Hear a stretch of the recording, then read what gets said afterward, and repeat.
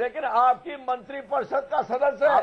16 दिसंबर से हम बार बार इस बात को उठा रहे हैं। माननीय मुख्यमंत्री जी उसको अभी तक मंत्रिपरिषद से बाहर नहीं कर रहे हैं। जिस मंत्रिपरिषद में बलात्कारी बैठा होगा उस मंत्रिपरिषद से कैसे कानून की उम्मीद की जा सकती है? बिल्कुल सही बात है, मैं सहमत हूं। मैं अपने आप को मैं वाजपेयी जी के साथ संबद्ध करता हूं। और रविदास जी यूपी में है दम, क्योंकि जुर्म है यहाँ कम।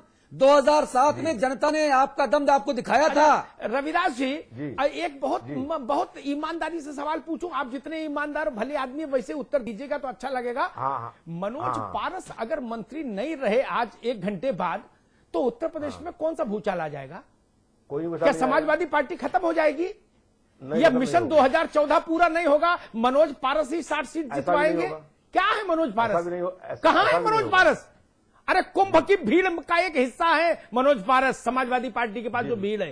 कहां आप मनोज पारस को क्यों ढो रहे हैं? और हर बार आप चर्चा में निरुत्तर होते हैं एक आदमी को ढोने के कारण। क्यों? आखिर वो कौन सी व्यवस्था है मुलायम सिंह जी की जो इस बात की बाध्य करती है कि अखिलेश जैसे नौजवान युवा के साथ मनोज पारस भी चले? डीपी यादव को पार्टी में शामिल होने से रोका था अखिलेश ने। जय जयकार हुई पूरे देश में। आप बलात्कारियों को मंत्रिमंडल में बैठाएंगे, अखिलेश जी का चेहरा खराब करेंगे क्या? कौन चेहरा खराब? अखिलेश जी का चेहरा क्यों खराब होना? अखिलेश जी को ही रखना था और अखिलेश जी को ही हटाना है। क्यों नहीं निर्णय करते अखिलेश जी? देखिए बहुत कष्ट होता है खून में लथपथ बेटियों को देखना। अरे डूब मरना की स्थिति होती है किसी बाप और किसी भाई के लिए। वो तस्वीरें मैं दिखा नहीं सकता इस चैनल मैं पर। दिखा नहीं सकता जो हमने देखी है, खून में लथपथ बेटी। और आप मेरे स्टूडियो आइएगा, मैं आपको व्यक्तिगत तौर पर दिखाऊंगा। अगर आप नहीं रोए रविदास जी बिल्कुल दिल रो रहा है इस वक्त। और नेता सिर्फ बयानबाजी करते हैं, केवल गाल बजाते हैं। बिल्कुल ही बहुत, इसलिए शर्म ज्यादा आती है, गुस्सा ज्यादा आता है कि कब तक, क्यों? ये आपकी सरकार है, ये एक नौजवान मुख्यमंत्री की सरकार है। हम गुंडों को रोकने का दम भर के प्रदेश में आए थे सत्ता में। यहां गुंडे बेलगाम हो गए, बहू बेटियों का घर से निकलना मुश्किल हो गया। विधानमंडल दल में विधायक हैं, अनूप साना है सुल्तानपुर के विधायक 376 के मुलजिम है। गुड्डू पंडित जी बुलंदशहर के विधायक है, 376 के मुलजिम है। और ये कहने में शर्म आती है कि हम उत्तर प्रदेश के रहने वाले हैं। रविदास जी आप भले बुरा मान जाएं। नहीं, बुरा मानने की बात नहीं है। हम सब लोग मिल करके और ऐसा माहौल बनाना है कि जो बलात्कारी ऐसे लोग हैं उनको दंड मिले, वो विधानसभा के अंदर नहीं आने पाए। ऐसा माहौल बनाना है कि कोई हमारी बहन और बेटी के साथ ऐसा कुकर्म करने का दुस्साहस न कर पाए। और जो लोगों ने ऐसा कार्रवाई करने का काम किया है उनको ऐसा दंड मिले कि उसको लोग देखें और समझे कि हाँ ये दंड को मिला है। आज ऐसा कानून बने, ऐसी कार्रवाइयां हो। आज मैं एक बुद्धिजीवी के साथ बैठा हुआ था, उन्होंने कहा कि इससे बेहतर तो बहन मायावती की सरकार थी, कम से कम लोगों में डर तो था। यहाँ तो गली गली बलात्कारी घूम रहे हैं, हत्यारे घूम रहे हैं, डकैत घूम रहे हैं। सुनिए, मायावती की सरकार में 22 विधायक और मंत्री बलात्कार के आरोप में जेल। अरे उन्होंने निकाला तो देखिए रविदास जी वाजपेयी जी एक मिनट वाजपेयी जी एक मिनट रोकूंगा। आप तो गोद में बैठाए। रविदास जी एक घटना बताओ, सुनिए। रविदास जी बलात्कारी विधायक मंत्री जेल जाए स्वागत है, लेकिन बलात्कारी मंत्री बना रहे, इसको कैसे पचा लूं? नहीं, मैं एक बात और कहना चाहता हूं। 16 दिसंबर की दिल्ली की घटना के बाद उत्तर प्रदेश में 94 केस हो चुके। मेरे पास थानावार जनपदवार सूचना है उनकी।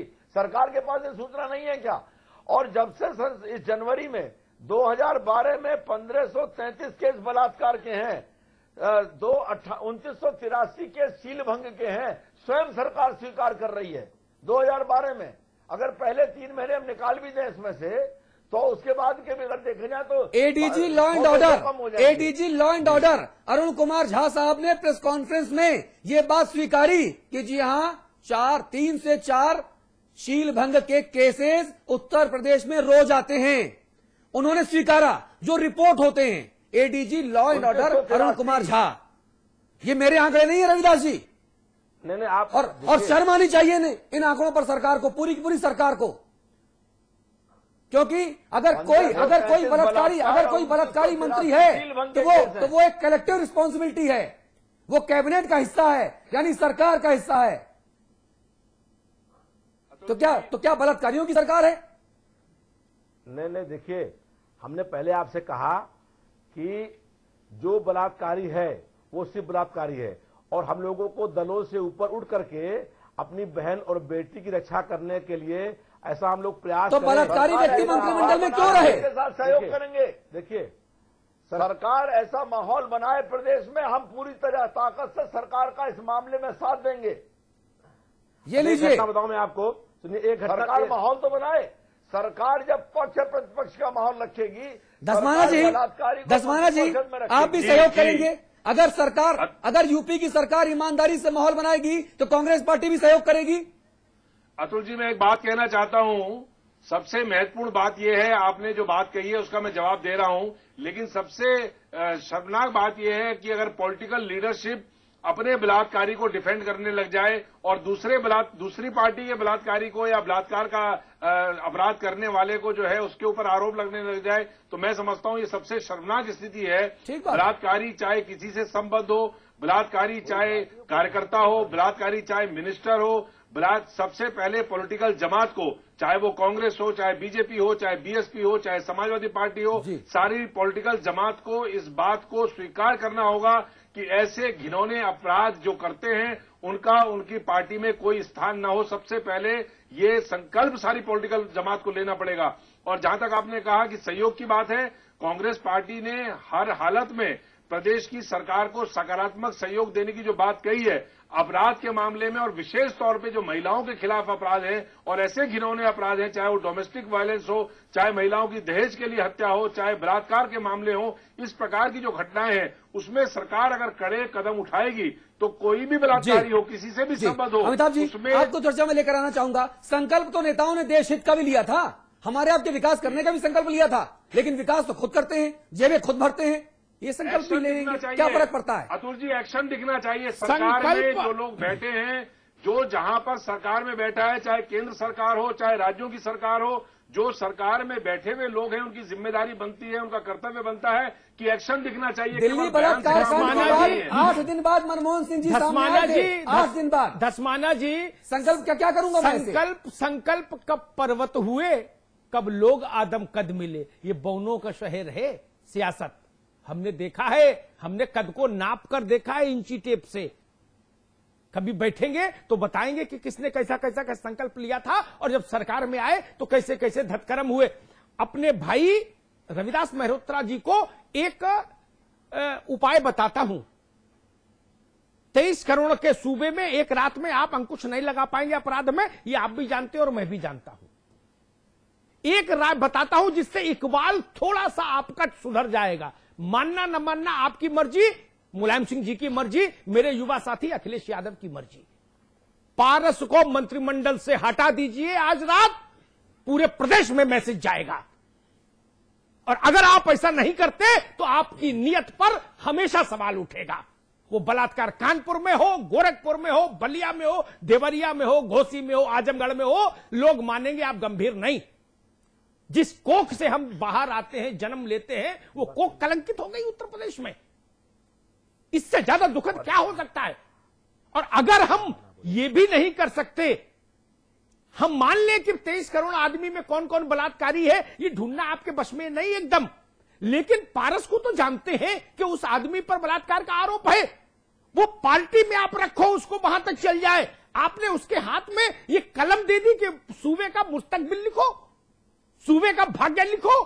तो जब बलात्कारी सोचेंगे कि मेरा एक भाई तो मंत्री है, तो उनको बलात्कार करने में क्या संकोच, मुझे बताइए।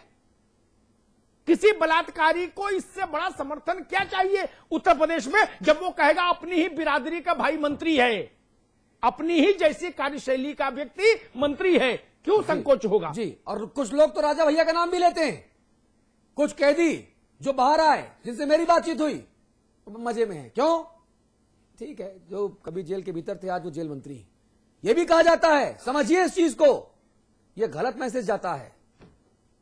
मेहरोत्रा जी, जवाब देना चाहेंगे? देखिए, आपकी बात सही है। जिन लोगों ने संघर्ष किया है और पिछले 5 सालों में जो जनता की समस्याओं को लेकर लगातार सड़कों पर जिन्होंने संघर्ष किया है, वो लोग और हैं। और कुछ लोग ऐसे होते हैं जब सत्ता बनती है, सत्ता के पास में आ जाते हैं। जो आपकी बात है ये सही है, जो आपने बताया कि लोगों को मालूम भी है कि वो बलात्कार के आरोप में उनके ऊपर केस मंत्री के ऊपर लगाए हुए मंत्री हैं। तो ये आप जो बता रहे हैं, ये मुख्यमंत्री जी और माननीय मुलायम सिंह जी उसको देख रहे होंगे। उस पर मैं समझता हूं कि आपकी बात तो सुनेंगे, वो कार्रवाई करेंगे। लेकिन हम सब लोग चाहते हैं, और जिन लोगों ने पिछले 5 सालों में लगातार लड़ाई लड़ी, संघर्ष किया, आंदोलन किया, वो भी देखा आप लोगों ने, और जो आज अभी आप देख रहे हैं। तो मेरा मतलब कहने का ये है कि आपकी इस बात से सहमत हैं कि हम सब लोग ऐसा माहौल बनाएं, ऐसी स्थिति पैदा करें कि एक संदेश जाए। जो आपने कहा कि एक ऐसी अगर कार्रवाई होगी तो आज संदेश जाएगा। ये आपकी बात सही है। हम सब लोगों को इस बात से ऊपर उठ करके कि कौन किस पार्टी में है, कौन किस में है, पार्टी का सवाल ही नहीं। ये भाजपा की सरकार होती तो भी मैं लक्ष्मीकांत वाजपेयी जी से इतना ही तीखा सवाल करता। ठीक बात। ये कांग्रेस की सरकार होती तो मैं अपने दोस्त सूर्यकांत धस्माना से भी उतना ही तीखा सवाल करता। मैं पार्टियों के प्रति पक्षपात कभी नहीं करता। जी जी। और इसीलिए रविदास जी, एक छोटा सा मुझे ब्रेक लेना, यहां पर एक ब्रेक लेना रविदास जी। लेकिन नेक सलाह यही है, छोटा मुंह बड़ा बात ना माना जाए। सलाह यही है कि अगर सरकार में ऐसे नमूने नहीं होंगे तो आप जैसे ईमानदार लोगों को हमारे 18-20 करोड़ दर्शकों के सामने निरुत्तर नहीं होना पड़ेगा। तुरंत लौट के आते हैं एक ब्रेक के बाद।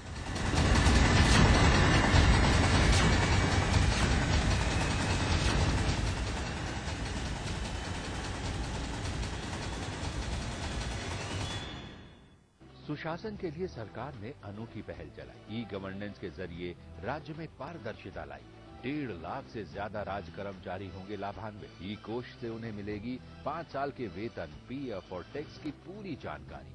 1,20,000 पेंशनर्स को ई कोष की सेवा ने दी बड़ी राहत। अब उन्हें मिलेगी पिछले 5 साल के पेंशन और टैक्स की पूरी जानकारी। पेंशनर्स अब अपना जीवित प्रमाण पत्र ऑनलाइन दे सकते हैं। राज्य कर्मियों और पेंशनर्स को हर भुगतान की सूचना मिलेगी एसएमएस से मोबाइल पर। तो जल्द ई कोष में अपना नंबर रजिस्टर करवाएं, अपना यूजर नेम और पासवर्ड पाएं। ई टेंडरिंग से आई पारदर्शिता, टेंडर प्रक्रिया हुई आसान। प्रदेश के सभी विभागों के टेंडर अब मिलेंगे ऑनलाइन।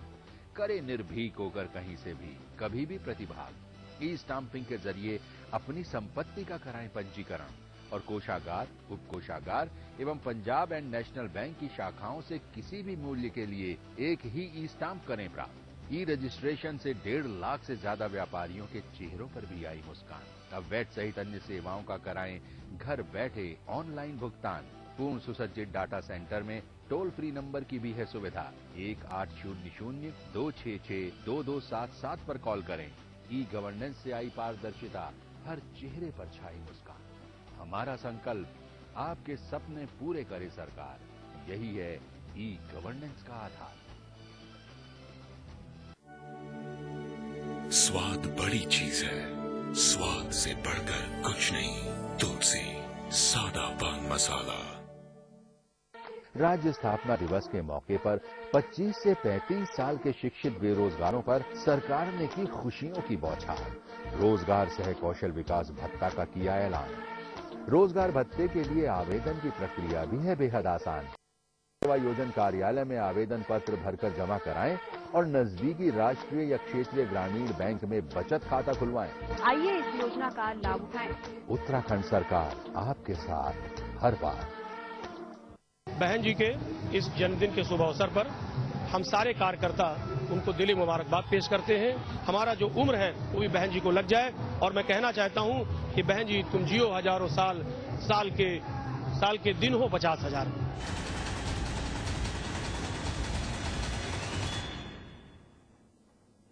जी, तो बड़ा सवाल यहां पर यही है कि हम आखिरकार कब तक शर्मिंदा होते रहेंगे। जैसी प्रजा वैसा राजा, ये कहा जाता है। रविदास जी, तो क्या कमी हमारे भीतर है? जी, एक घटना बताऊं मैं आपको कि इलाहाबाद में एक नाबालिग लड़की के साथ बलात्कार हुआ। बलात्कार होने के बाद उसकी हत्या हो गई। वो केस गया वहां सेशन कोर्ट में, सेशन कोर्ट से उसको फांसी हो गई। आप ये कहेंगे कांग्रेस, आप ये कहेंगे चिदम्बरम साहब ने फांसी की सजा माफ करा दी। ये बात आप मेरे शो में तीन बार पहले भी कह चुके हैं। देखिए बात सुनिए।